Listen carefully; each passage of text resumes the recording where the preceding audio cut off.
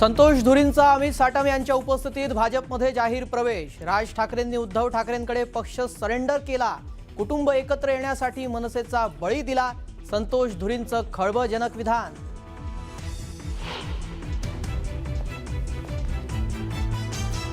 राज ठाकरे आणि उद्धव ठाकरेंच्या संयुक्त मुलाखतीचा पहिला फोटो समोर। संजय राऊत आणि महेश मांजरेकरांनी घेतली मुलाखत।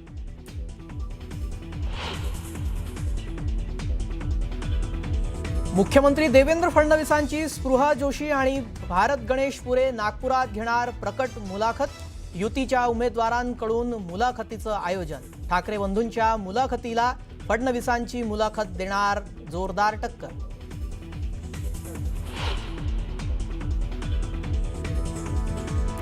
मागील पानं पलटले तर अजित पवारांना बोलता येणार नाही। समन्वय समिती ठरल्याप्रमाणे अजितदादांनी टीका करू नये। मंत्री चंद्रशेखर बावनकुळेंचा अजित पवारांना थेट इशारा।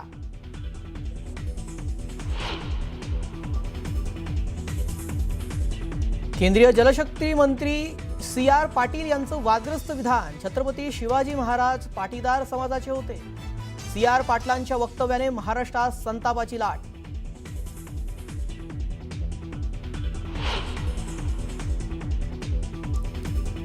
विलासरावांवर मी कोणतीही टीका केली नाही, मात्र तरीही कुणाच्या भावना दुखावल्या असतील तर दिलगिरी व्यक्त करतो। वादग्रस्त वक्तव्यावरून संतापाची लाट उसळल्यानंतर रवींद्र चव्हाणांची दिलगिरी।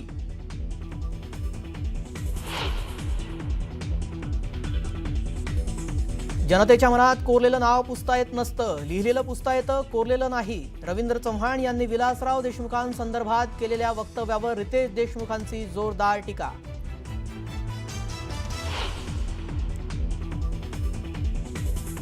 निवडणूक आयोग म्हणजे सत्ताधाऱ्यांचा एजंट। निवडणूक आयोगाचा क्लीन चिटचा कारखाना देशासाठी धोकादायक। बिनविरोधी निवडून येणाऱ्या नगरसेवकांच्या मुद्द्यावरून संजय राऊतांची घणाघाती टीका।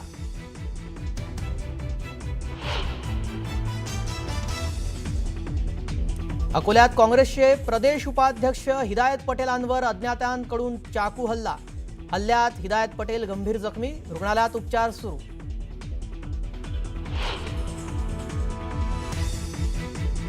आणि मुंबईतील महालक्ष्मी रेसकोर्सचा होणार कायापालट। 295 एकरवर साकारणार भव्य सेंट्रल पार्क, तर पार्कला भूमिगत बोगद्यानं कोस्टल रोडशीही जोडणार।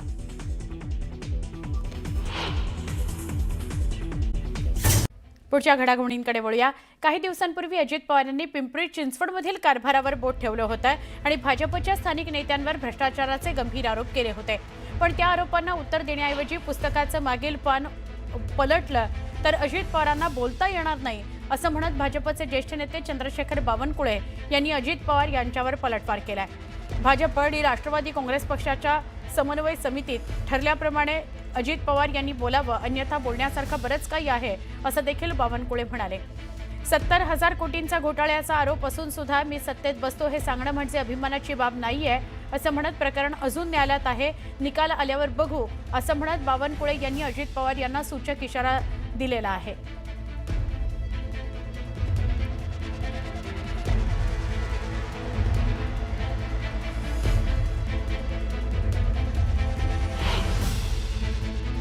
त्यांना मी फार काही सल्ला देणार नाही, पण पिंपरी चिंचवडमध्ये अनेक वर्ष अजितदादाही सत्तेमध्ये होते। आता मागं पानं पलटले, आम्ही मागची पानं काढले तर त्यांनाही बोलता येणार नाही।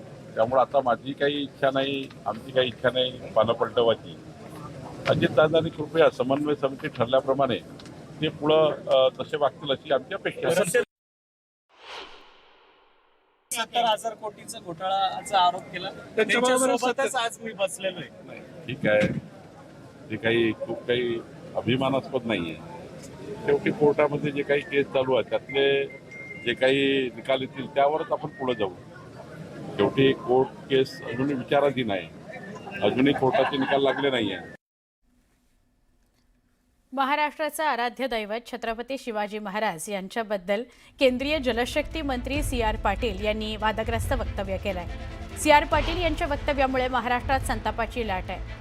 छत्रपती शिवाजी महाराज हे पाटीदार समाजाचे होते असं वक्तव्य सी.आर. पाटील यांनी केलंय। त्यांच्या या विधानामुळे वाद निर्माण होण्याची, वाद उफाळण्याची चिन्ह आहेत।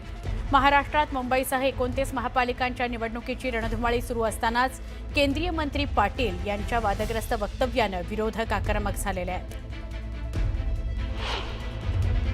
મને કહેતા આનંદ થાય છે કે શિવાજી મહારાજ છત્રપતિ શિવાજી મહારાજ પણ પાટીદાર હતા અને એમને પણ એક હિન્દુ સ્વરાજ્યની સ્થાપના કરવા માટેનો પૂરતો પ્રયત્ન સફળતાપૂર્વક કર્યો હતો. या छत्रपती शिवाजी महाराजांनी तुमची सुरत लुटली होती आणि पळापळ करून सोडली होती, दाणादाण करून सोडली होती, विसरू नका. माझ्या भारतीय जनता पक्षाच्या नेत्यांना एक आव्हान आहे बरं का, तुम्ही शिवाजी महाराजांना जात लावू नका. ते विश्वपुरुष होते. आधी अरबी समुद्रातलं शिवस्मारक पूर्ण करा आणि मग शिवाजी महाराजांची जात काढा. हा, पाटीदार होते, अमुक होते, तमुक होते, हा विषय आता काढण्याचा प्रश्न काय.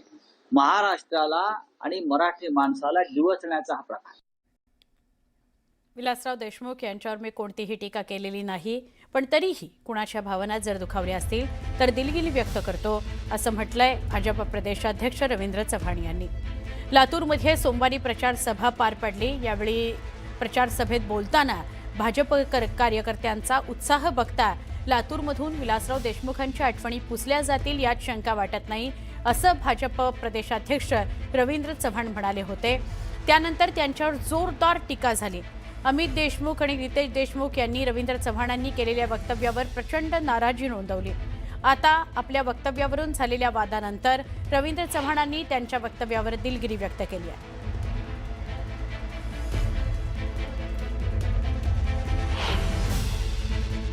आपल्या सर्वांचा उत्साह बघितल्यानंतर लक्षात येत आहे की 100% विलासरावांच्या आठवणी या शहरातून नक्कीच पुसल्या जातील यात काही शंका नाही. त्यांचे चिरंजीव माझे अत्यंत चांगले मित्र आहेत. त्यांच्या जर त्यामधल्या भावना दुखावल्या असतील तर मी नक्कीच त्यांची दिलगिरी घेईन.